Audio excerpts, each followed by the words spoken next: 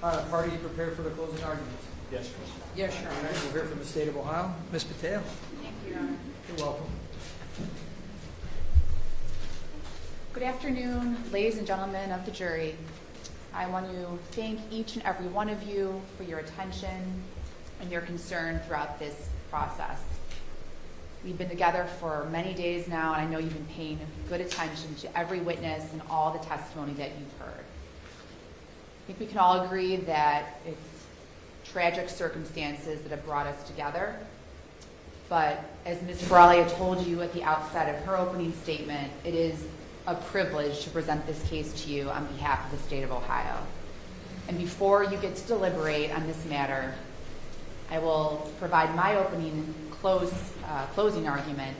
Then you'll hear from Mr. Mack and Mr. Johnson, and then you'll hear once again from Ms. Faralia, because the state of Ohio bears the burden, and you'll hear from the state last before you deliberate. Ladies and gentlemen, we are all together today because of the choices Bionca Ellis made on June 3rd of 2024. That day was like any other day in the life of Margot Wood. And I think we can all relate to what she did that day. Take your kid to the grocery store. It's something that is fun. It's a little get out of the house, buy candy, flowers with your child. And yet, that ordinary act turned into an unfathomable nightmare because of what this defendant chose to do on that day. So what I'm going to do is I'm going to walk us through the indictment, the charges that we have charged Bionca Ellis with, and then we're going to shift our conversation to the affirmative defense that she has raised. All right? So I want to start with count 1, which is aggravated murder. That Bionca did purposely and with prior calculation and design cause the death of Julian Wood. And under Ohio law, the key terms here are prior calculation and design. All right? Those are the words you want to pay attention to when you're deliberating on count 1. What does prior calculation and design mean? Well, you'll have those instructions with you when you deliberate. And in part it says, it's the process of reasoning that must have included a mental plan involving studied consideration of the method and the means, or the instrument with which to cause the death of another. The amount of time that the defendant spends in planning isn't really as critical, but she needs sufficient time and opportunity for the planning of the homicide. So did Bionca Ellis give thought or preparation to choosing the murder weapon in this case? Yeah, she absolutely did. And we can all see it in State's Exhibit 192. And you'll have this, 193.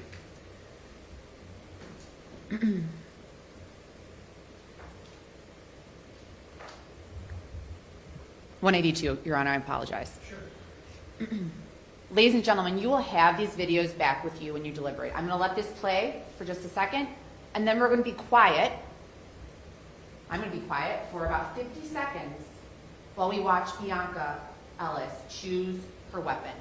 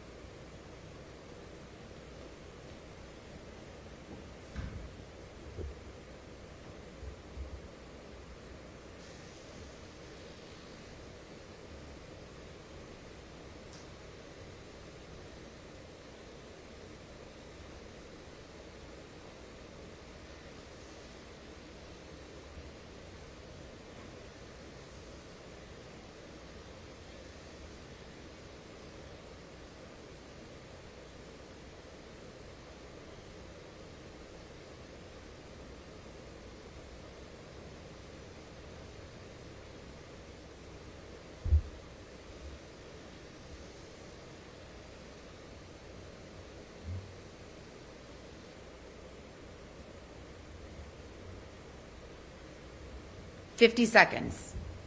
We watched that defendant go directly to the houseware aisles in Volunteers of America, go through that bin, look at the knives, inspect them, handle them, look up top of the knife block up there. She spends almost a minute looking through these knives. She doesn't pick the first one she sees. She finds the two favorites of hers, and then she walks out of the store. She made a decision. That was careful. We spent a lot of time on cross-examination with Dr. Knopfsinger today about how Bionca Ellis didn't just stab anyone in the Volunteers of America store. No, and that supports our argument. This was calculated. She walked out of that store and went to the store next door, encounters more people on her path. And then when she gets to Giant Eagle, that's when she chooses her victim. But she knew when she chose those knives what she was going to do. She was going to harm someone. She was going to take somebody's life.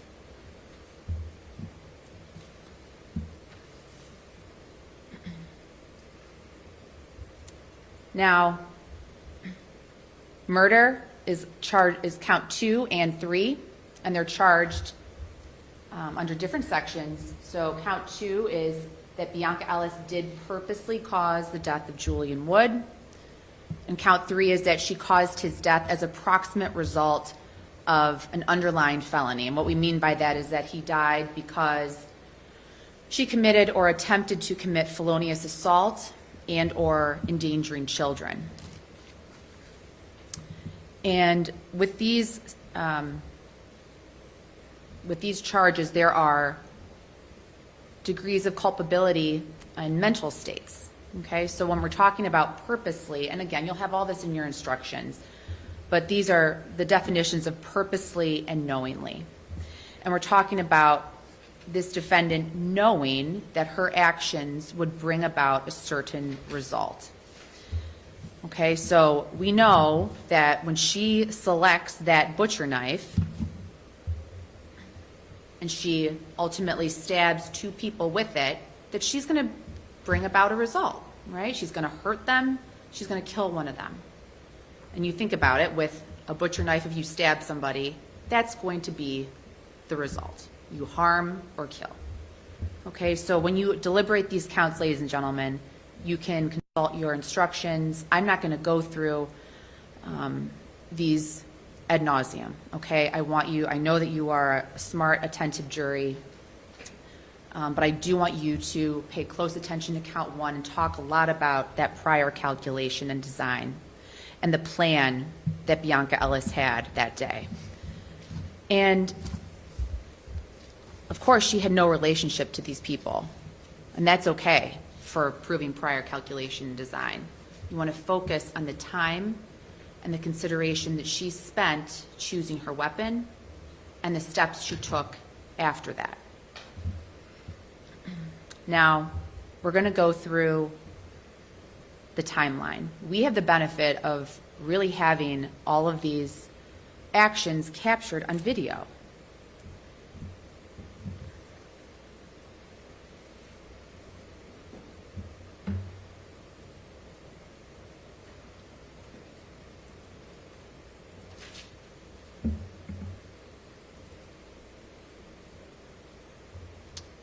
So we know that in a couple days prior to June 3rd, Bionca Ellis had a run-in with the North Olmsted Police Department. And that's important because it's part of the anger that fuels her on June 3rd. You heard testimony about how she was in their jail for a night and that she was purported to have all sorts of property and money and gift cards and other items. So when she's walking around on June 3rd, we know that that's on her mind. She says as much herself. But let's walk through this timeline that we have. right? And again, you're going to have these videos, you'll have the compilation video that we went through together.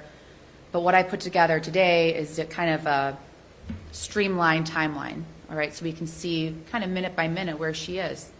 So at 2:36, you see her in that yellow circle. She's in her wheelchair. She's on the North Olmsted Police Department property.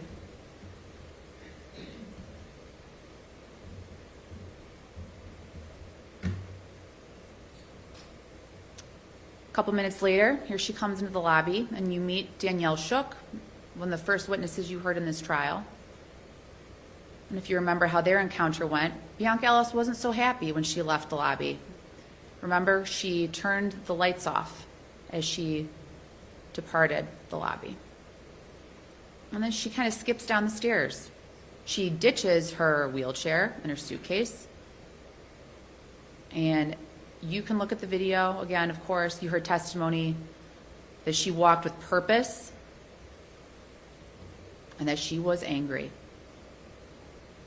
You can watch that video again that we watched here this afternoon.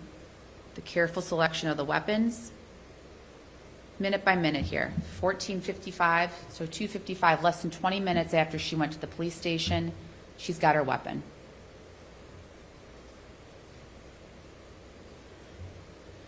14:56, she's going to enter the Things outlet.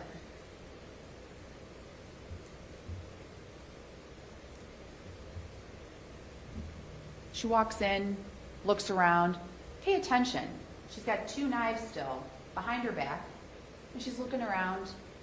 Ladies and gentlemen, she's looking for a victim. These people, they're adults. There's men in the store. Those aren't suitable victims for Bionca Ellis. She's got to find the most helpless victim she can to carry out her crime.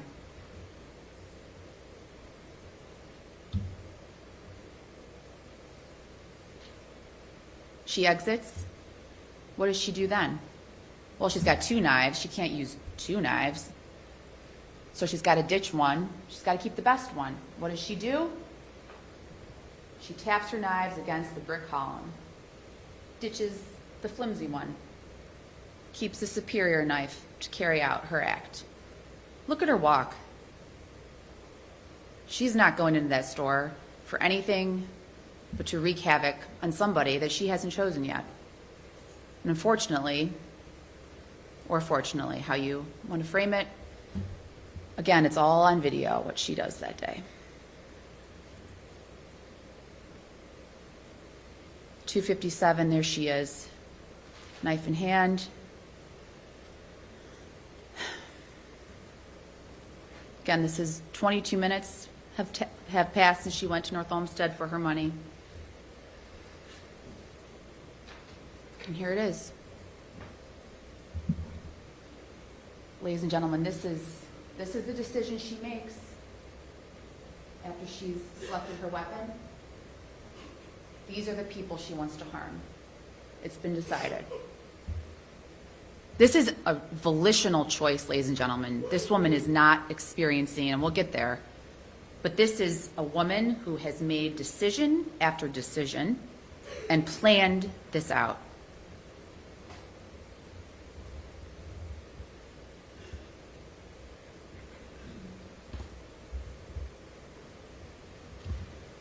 And finally, at 3 o'clock, we know what happens.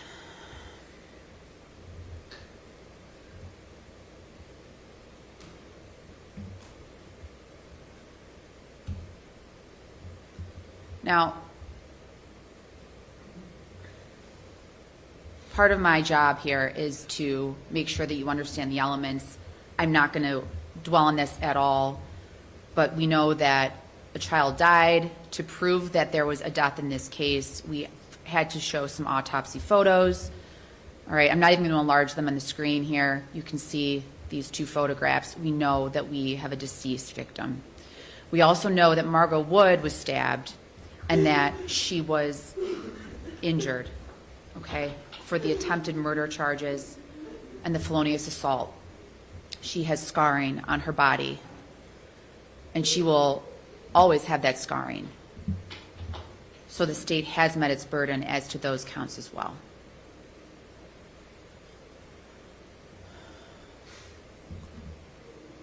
this case is unique, of course, as we all know, that the burden shifts, right? The state has proved beyond a reasonable doubt all these elements of all the charges against this defendant. Now, there's another step, and you all know it, and you don't have to overthink it. I know it is complex, but at the same time, you want to take it step by step and not overthink what we have to do. So what does it mean that she raised this defense? Well, you know that she has to prove something to you. Has she done that? And how can we tell? Again, I'm not going to read all this stuff. I usually don't put much writing on these slides, but because there is so much to get through, I want you to be prepared for what you'll have to read and talk about in your deliberations. The testimony from Dr. Knopfsinger is pretty fresh in all our minds because he finished his testimony today. The fact that this defendant has schizophrenia does not excuse her for her conduct. So now we are talking about kind of the battle of the experts.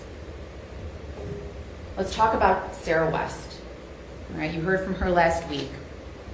Her opinions are based almost solely off of this defendant's self-reports. I don't know about you, but I got the sense from her testimony that she either hadn't watched the videos or really did not remember them and did not factor into her analysis of this defendant. You'll have her report to go through. She was asked about basic things about these videos. She did not seem familiar with them whatsoever. And you've heard from Dr. Knopfsinger how crucial these videos are. This timeline, the methods that this defendant goes through to make her decisions. Dr. West seems to not put much weight in that at all. So that's what I mean by she does not use corroborative evidence from June 3rd. But she agrees with us that June 3rd is the day we're going to focus on. We're not really talking about too much that happened before. We're going to talk a little bit about afterwards, but really June 3rd is what we are really focusing on. Something that struck me about her testimony was that Dr. West said, I see a lot of psychosis here. And I didn't really know what she meant by that because, again, she didn't use corroborative evidence. Not one witness in this trial testified that Bionca Ellis was talking to herself or muttering things, talking to anybody. So Dr. West's suggestion that she was hearing voices didn't make a whole lot of sense to me. And we talked a lot about anger and rage, and that is really the crux of Dr. Knopfsinger's report. And we know that Bionca Ellis was not medicated on June 3rd, but we believe she was very angry, and that motivated her to commit these crimes. But Sarah West doesn't talk about anger. She kind of agrees with us eventually that anger could cause someone to commit a crime. But again, she is not focusing on anything but old medical records and the defendant's responses.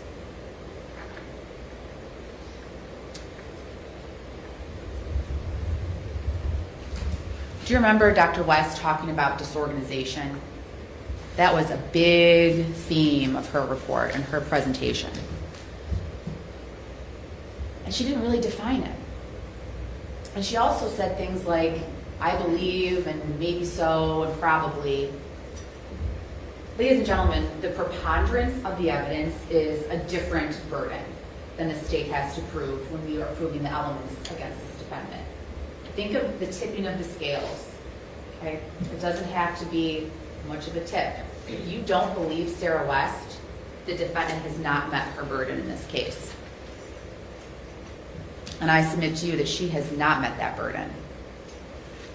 Her theme doesn't make a whole lot of sense. She kept saying that this defendant was disorganized. And I did not find that to be helpful because she didn't really explain it, but Dr. Knopfsinger does. What does he say in his 36-page report where he overturns every video, every record, every interview, and he analyzes it through his expert lens? And again, you can see his report, you can read every word. he talks about what disorganization means. It is word salad. It is gibberish. It's nonsensical. His examples that illustrated this were someone that is loitering or trespassing and doesn't understand what they're really doing. They're kind of aimless. Bionca Ellis isn't aimless. She's angry. She's not disorganized. She's committing a specific willful act. She is not a disorganized person. And Knopfsinger really delves into that for us. So here we are. There's two prongs, as you know. I know you paid good attention in this case. And it's the second prong that we are really focusing on. There is no question this defendant is schizophrenic. That's prong one. Bionca Ellis suffers from a severe mental disease, a schizophrenia. However, the fact that she has that diagnosis does not mean that she didn't know what she did was wrong on June 3rd.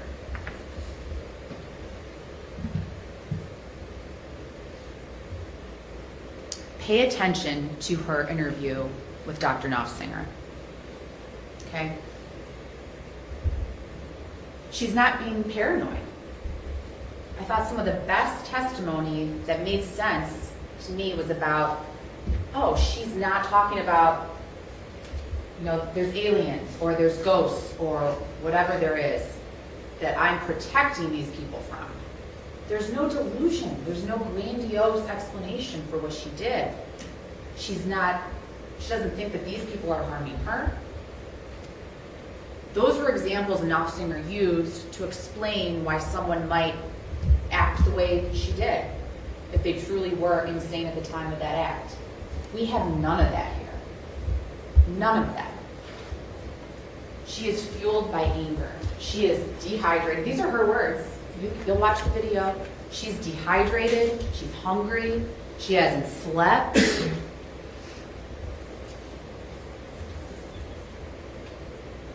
It became a perfect storm.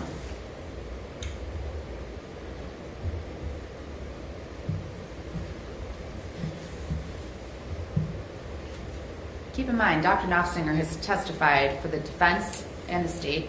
He's 30 plus years of being a psychiatrist. He has seen a lot of different things come across his desk. He has no interest in the outcome of this case beyond the work that he did, the report he made. He's telling us what is based on his experience, his training, his knowledge. This is not an NGRI defendant, and here's why. Today, he told us that in order to be successful on this affirmative defense, she's got to prove that what she thought, what she did, was right. And she has not explained that in any way. There is no rational motive.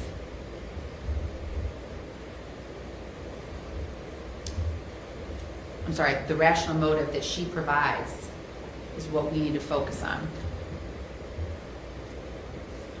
Hungry, dehydrated, missing money, it all comes together. And when she's angry and she sees those people, the relationship, the close relationship in time, that's what we have. That's why we're here. So, ladies and gentlemen, you'll have all the evidence. You can go through all of it. And I know there's a lot. There's body cam and there's interviews. Watch her interview the next day. I want you to do that because she's still very angry the next morning. And I remember we played the interview in court, how loud it got towards the end. You could hardly hear her in the beginning. And then later on, she's shouting, "Stupid people, liars, thieves."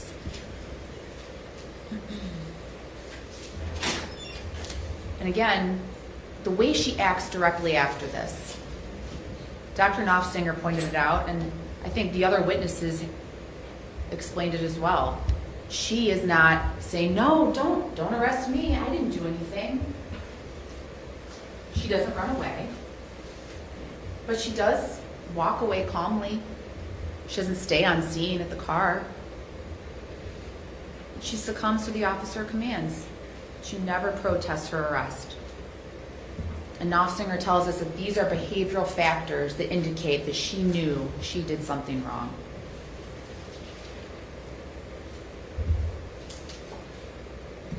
The actions of stabbing. What a personal, gruesome thing to do.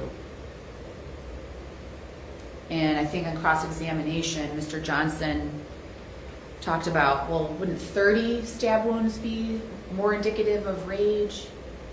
No, ladies and gentlemen, stabbing anybody with anything is an act that would be fueled by anger. To have a 10-inch knife with a 7-inch blade and to select the most helpless victim possible and then stab that victim twice, that is rage. That's what we have in this case.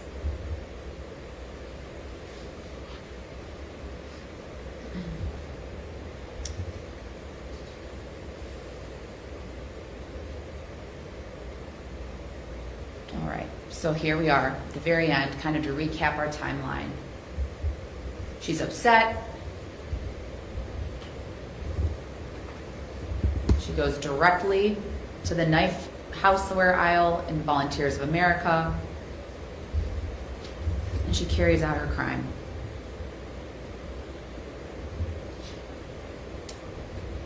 Ladies and gentlemen, I urge you to go through all of the evidence together. I know that within your collective memories, 12 of you, some of you may have taken lots of notes, some may have not taken many notes at all, and that's all right. Listen to one another, talk to one another. Go through every video, the reports by the doctors, and discuss. Think but don't overthink.